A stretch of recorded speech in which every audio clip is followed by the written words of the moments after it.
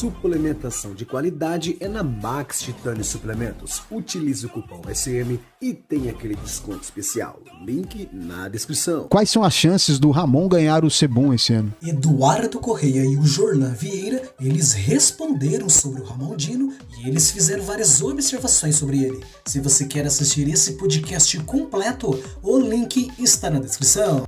Quem começa? Tu? Eu? É. Calma aí, vou até beber água. Tá, vamos lá, eu falo.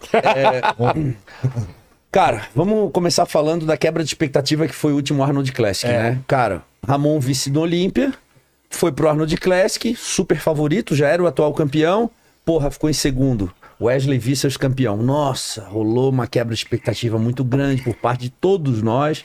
Eu lembro que eu tava fazendo stories assim pra pegar o momento dele.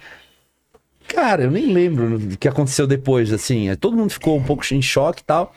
Aí ele foi lá, falou que teve uma preparação ruim, teve problemas pessoais também. Enfim, não vem ao caso. Superou página virada. Estamos há quanto tempo do Olímpia? Mais ou menos 17 semanas? 16 semanas. E, cara, o Ramon tá treinando como nunca.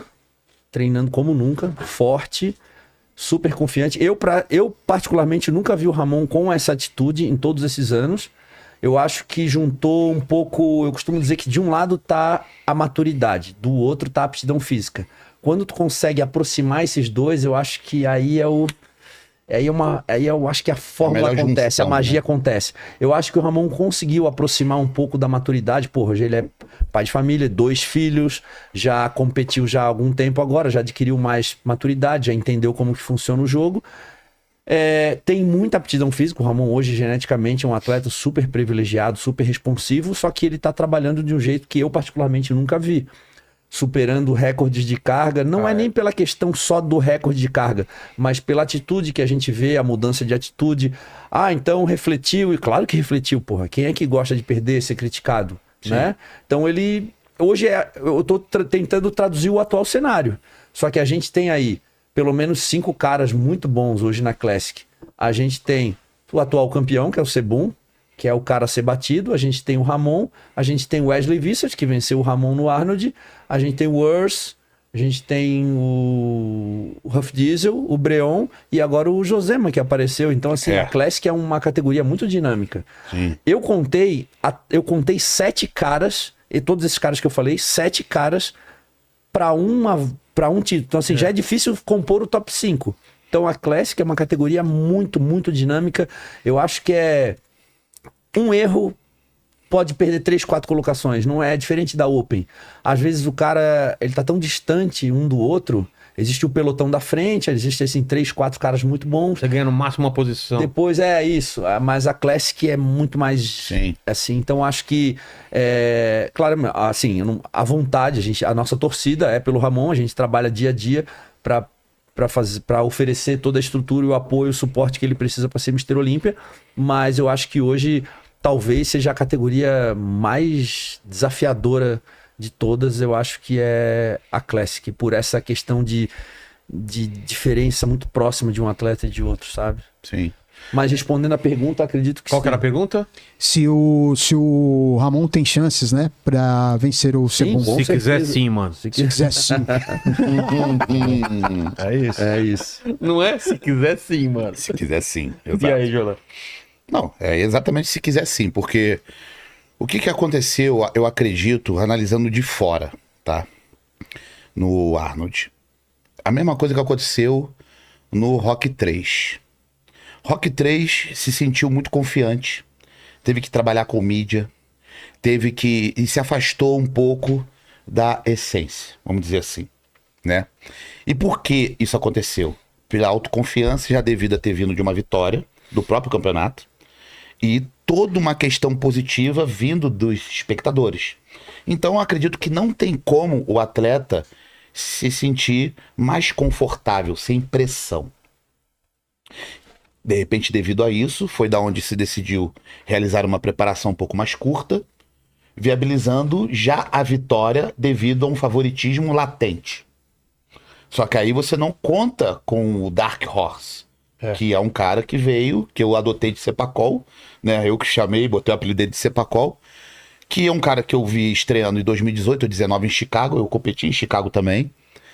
E mesmo sendo um cara, Quase entrou na boca aí o... né? Come, João. Proteína. É, Pode proteína, né? E mesmo sendo um cara que naquela época não tinha visualmente assim essa estrutura que ele tem hoje, mas eu com uma projeção, eu falei, esse cara bem preparado Vai dar trabalho. vai dar trabalho. E demorou alguns anos para isso acontecer. Por isso que eu falo, o pessoal olha muito pro óbvio e esquece o que tá ao redor. Esse é o mal também do brasileiro. Tá todo mundo Só na olha o luta. que tá brilhando. Cara, tem muita coisa ali que se você parar pra dar uma atenção, é perigoso. E eu falei isso. Sepacol é perigoso. Né? Aconteceu o que aconteceu. E por um lado, olhando até pelo benefício do próprio Ramon, acho que foi bom pra ele acontecer isso. Pra dar o start. Que eu acho que o reflexo disso são os treinos de hoje. É a cabeça com que ele vem conduzindo hoje a carreira, o treino, o comportamento, etc. Porque quando eu fiz uma live que acabou ficando muito famosa, por conta do meu relato devido a isso, foi muito do Jorlan fã do esporte. Não do Jorlan da Max, do Jorlan que já levou o Ramon, já acompanhou o Ramon num campeonato e etc. Mas sim de um fã do esporte, que sabe de um potencial que é fenômeno, né? E não vi o que era esperado devido a uma vitória que, na minha visão e na de todo brasileiro, já era pra ter, tipo, era certo, né? E a gente não contava com o que aconteceu. Mas, voltando, pra mim foi bom e eu acho que agora é hora de surpreender, de fazer o diferente. Como o Edu falou, quando junta a maturidade e essa aptidão e a coisa flui, né? Aí a coisa a coisa entra no eixo, né? Porque não só agora falando não só como empresa, mas como uma pessoa que quer ver o bem dele, porque as pessoas às vezes conseguem não, elas observam ver o bem como passar pano ou alisar. Eu não sou esse cara. Eu sou esse cara que eu vou falar o que é preciso. Só que às vezes vai doer. Mas isso não quer dizer que eu não goste, ou que eu não admire, ou que eu não queira ver o bem. Pelo contrário, se eu tô falando é porque eu quero ver o bem. E repito, se eu não quisesse ver o bem, eu não tinha ido a primeira vez levar ele pro Olímpia. E tivemos muitas conversas lá fora de câmera, que se ele lembra muito bem, foram coisas pra vida. Fora até do palco. Então, eu falando aí, voltando à pergunta dos haters, eu nem olho pra isso, porque eles não sabem o que acontece. Eles não sabem. O cara vê a fotografia. Eles não só. sabem os bastidores da vida, da nossa vida. Então eles só podem especular. Essa é a função deles. Tá tudo certo. Tá tudo de boa.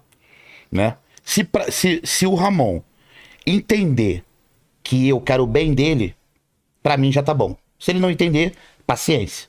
Mas o que as pessoas falam ao redor sobre isso, pra mim hoje é o que menos importa. Porque a minha cabeça tá limpa e consciente de que eu falo pelo bem. Porque eu curto o trabalho do cara, curto a genética dele, sei da história dele, o acompanhei e sei que o futuro pode ser brilhante e só depende dele. Porque se o Ramon quiser, ele não perde pra ninguém. Mas ele tem que querer. Ele pode treinar com 2 quilos ou 200. Sendo intenso, ele chega em qualquer lugar que ele quiser. E ele sabe disso. Então é só uma virada de chave. Eu acho que isso agora aconteceu. Entendeu?